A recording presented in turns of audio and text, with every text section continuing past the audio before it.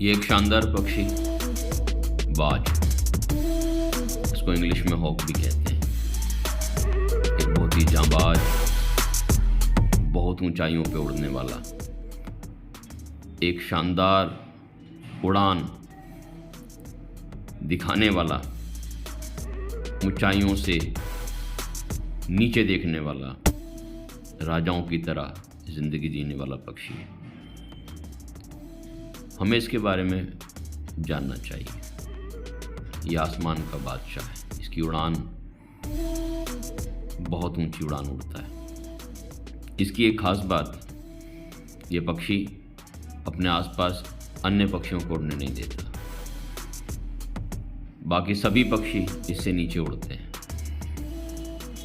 एक बहुत शानदार ज़िंदगी जीने वाला ये पक्षी, एक समय ऐसा भी आता है जब इसको असहनीय पीड़ाओं से गुजरना पड़ता है, जहाँ पर इसका पुनर्जन्म होता है।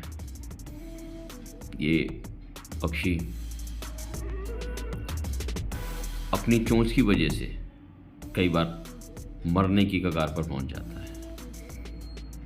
कारण ये है कि इसकी जो चोंच है वो टेढ़ी होकर इसी को मारने के लिए तैयार होती है, बढ़ती चली जाती है।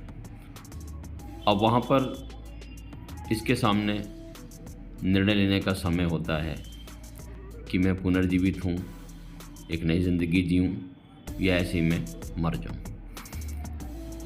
मरना आसान है, लेकिन दूसरी ज़िंदगी प्राप्त करना इसको बहुत पीड़ादायक, कष्टदायक है। जब ये निर्णय लेता है कि मैं अपने आप को पुनर्जीवित करूँगा, तो इसको बस दो काम करने होते हैं जो कि बहुत पीड़ादायक हैं। पहला तो अपनी चोंच को तो तोड़ना होता है। ये पक्षी अपनी चोंच तोड़ देता है, पत्थर पे मार मार कर जब तक वो पूरी तरह नहीं टूट जाती, ये चोंच मारता रहता है और अपने सारे पंख नोच कर अपने शरीर से निकाल देता है। फिर एक लंबा समय इसको बिताना पड़ता है, जहाँ पर इसको भूख प्यास सब सहन करनी पड़ती है। और अगर इसने ये समय बिता लिया तो इसके धीरे धीरे दोबारा पंख आ जाएंगे, चोंच आ जाएगी और एक नई ज़िंदगी मिलेगी, और फिर ये अपनी एक शानदार उड़ान पर वापस लौटेगा। इतने महान पक्षी को, इसकी जीवन गाथा को, इसके परिश्रम को, इसके अंदर एक शानदार गुणों की झलक जो हमें मिलती है, हमें ध्यान देना चाहिए कि ये भी इसी प्लैनेट पर, इसी अर्थ पर, पृथ्वी पर रहते हैं। ये भी हमारे साथ रहते हैं। अब इंसान को अकेला जीवन नहीं जीना,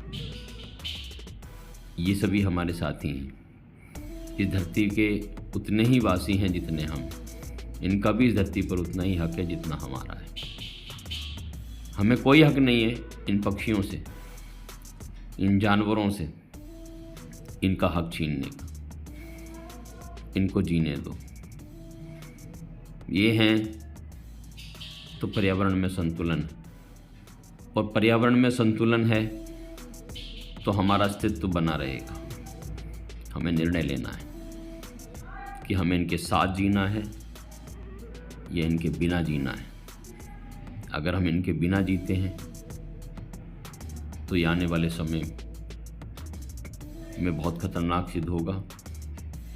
आज समय है विकास की दौड़ में, औद्योगिकरण की दौड़ में हमने अपने साथ रहने वाले पशु पक्षियों, जानवरों के साथ बहुत अत्याचार किए हैं। अब समय आ गया है कि हमें इनकी ओर ध्यान देना होगा, इनके साथ रहना होगा, इनको परखने देना होगा, इनको जीने देना होगा। इतने शानदार पक्षी की कहानी लोगों को बड़ी रोमांच से भर देती है। ये पक्षी बहुत शानदार उड़ान का मालिक है, एक बादशाह की तरह ज़िंदगी बिताता है और अपने शर्तों पे अपनी ज़िंदगी को जीता है।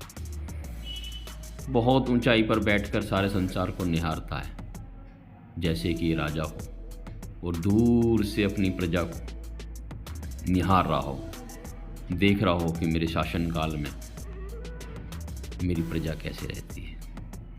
जैसे ये दूर दूर तक कोई अपराध तो नहीं हो रहा, इसकी जानकारी लेने के लिए आतुर हो और वहाँ उड़ान भर कर जाए और वहाँ सब कुछ व्यवस्थित कर कर आए। इसके बैठने का ढंग बहुत निराला है। आइए इसे